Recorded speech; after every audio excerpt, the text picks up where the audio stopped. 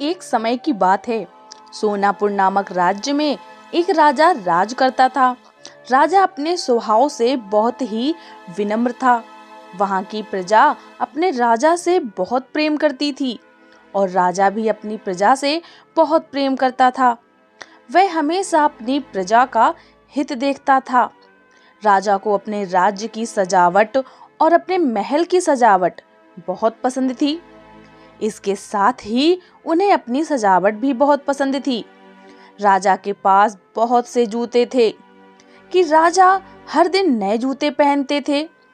अनेक देशों के राजाओं ने उनको उपहार में जूते भेंट किए हुए थे और उनके पास एक से एक सुंदर जूते थे। एक दिन राजा का जन्मदिवस आया।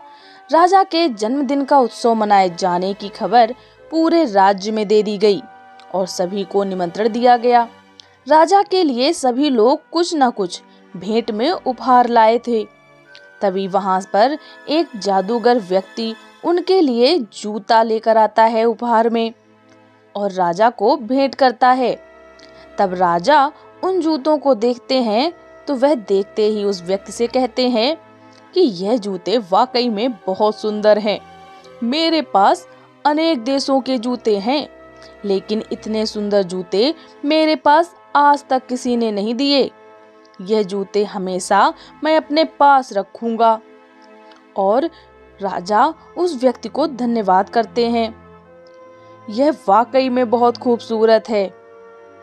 तब वह व्यक्ति कहता है कि मैं एक जादूगर हूँ।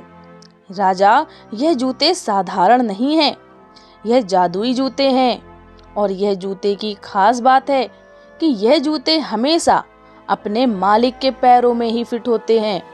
अन्य व्यक्ति अगर चाहे तो उसके पैरों में यह जूते नहीं जाएंगे और आप इन जूतों को पहनकर जहां भी जाना चाहेंगे बहुत ही कम समय में पहुंच जाएंगे। यह बात सुनकर राजा बहुत प्रसन्न होते हैं और उन जूतों को अपने पास हमेशा रखने का वादा करते हैं। वह व्यक्ति उन जूतों को देखकर वहां से चला जाता है और यह बात पूरे राज्य में फैल जाती है और दूर दूर से उन जूतों को देखने के लिए लोग उनके महल में आने लगते हैं। एक बार एक चोर उन जूतों को देखने के लिए एक सेठ का रूप बनाकर आया और राजा से बोला कि हम आपके जूते देखना चाहते हैं। तो राजा को अपनी बातों में लगा लेता है और धीरे से उन जूतों को चुरा लेता है। इन सब में राजा का ध्यान भी अपने जूतों पर नहीं जाता।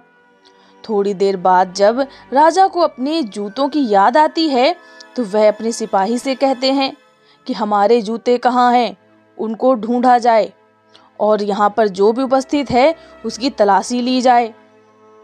क्योंकि राजा समझ जाते हैं कि अभी तो जूते यहीं थे, जरूर सेठ के पास होंगे और यह सेठ कोई सेठ नहीं है, ढोंगी बनकर आया है।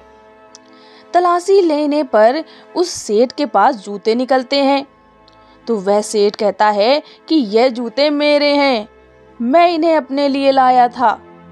तब राजा उस सेठ से कहते हैं कि वे उन्हें जूतों को पहन कर दिखाए और जैसे ही वह चोर जूतों को पहनता है तो उसके पैर में यह जूते फिट नहीं होते हैं और राजा के पहनने पर राजा के पैर में फिट हो जाते हैं।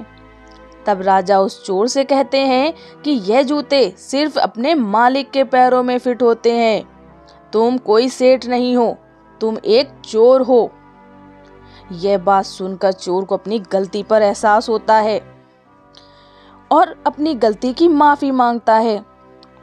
लेकिन राजा चोर को कैद करवा लेते हैं और उसका बनावटी रूप सबके सामने आ जाता है कि वह एक चोर है।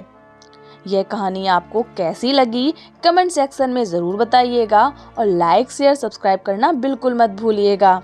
Thank you for watching this video.